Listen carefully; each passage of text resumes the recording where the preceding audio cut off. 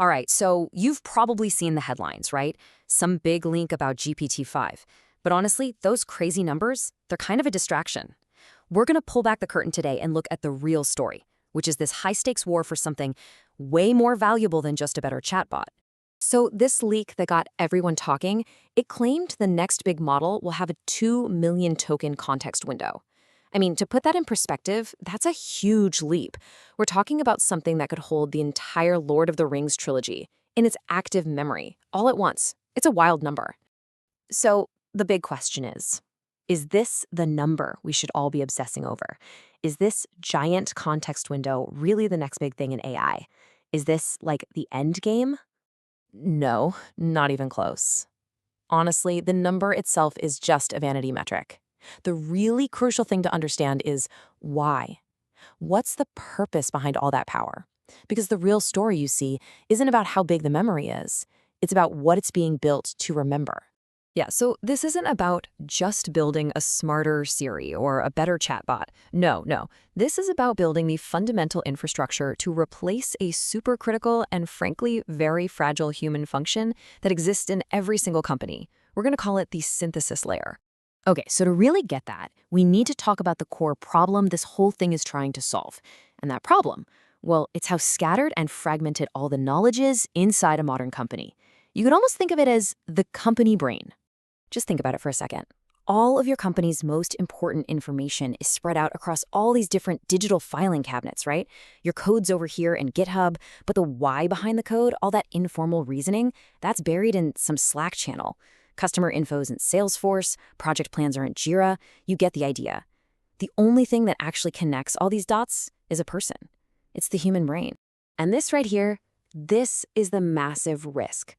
When a senior engineer or any key person leaves, all that data is still there in the filing cabinets. But the understanding, the synthesis layer that actually connects it all, that just walked right out the door with them. And what you're left with is a company with full filing cabinets and absolutely zero connective tissue. It's, for all intents and purposes, brain dead. So this is where the race really begins. The big AI players, they're not just building models anymore. They are in a full-on race to build a permanent AI-powered synthesis layer, a brand new non-human brain for companies, one that never gets sick, never takes vacation, and never ever quits. And what's fascinating is we're seeing two totally different strategies play out. You've got OpenAI coming in from the top down. Their approach is basically, give us all your data at once, we'll dump it into our big platform and figure it out. Then you have Anthropic coming from the bottom up. They're saying, let's learn organically, from the ground level, by watching how developers work every day. So one is like a massive data dump, and the other is more like learning on the job. And let's be clear, this is a huge bet. We're talking multi-billions of dollars. OpenAI is reportedly pulling in something like $14 billion in annual recurring revenue. And Anthropic, with their more focused tool, already at $2.5 billion. The amount of money pouring into this is just staggering. Okay, but with all this incredible power comes a hidden danger, and it's a big one. This is not your dad's vendor lock-in.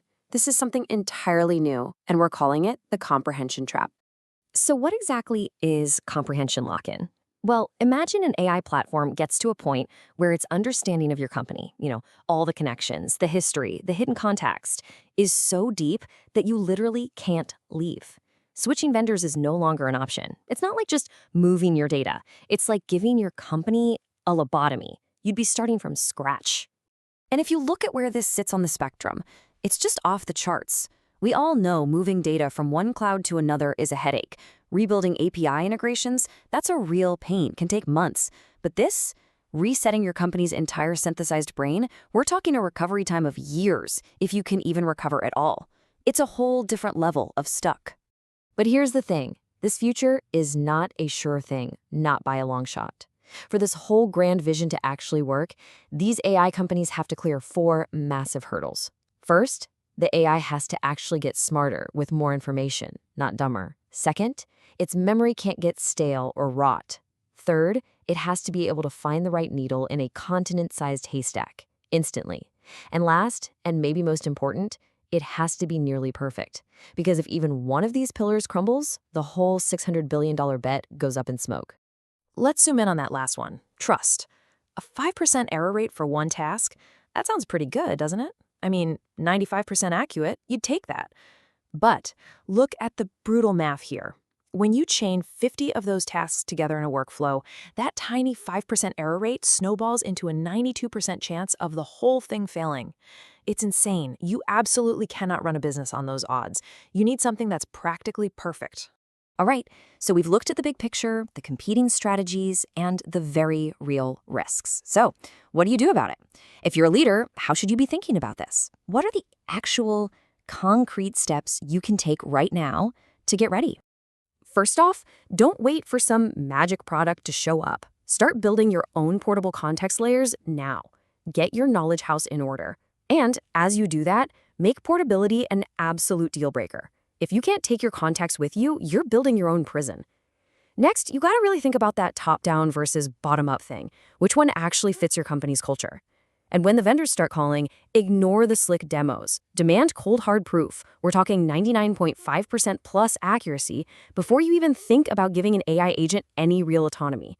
And maybe the most important first step, figure out where your human synthesis layer is today. Who are the people holding it all together right now? Map it out. So as this all unfolds, here are a few things to keep your eyes on. First, will that giant 2 million token window actually lead to real synthesis? Or is it just going to be better at pattern matching? Second, watch for the big players to start borrowing from each other's playbooks. OpenAI going more granular, Anthropic aiming for bigger platform plays. And finally, keep an eye on the regulators.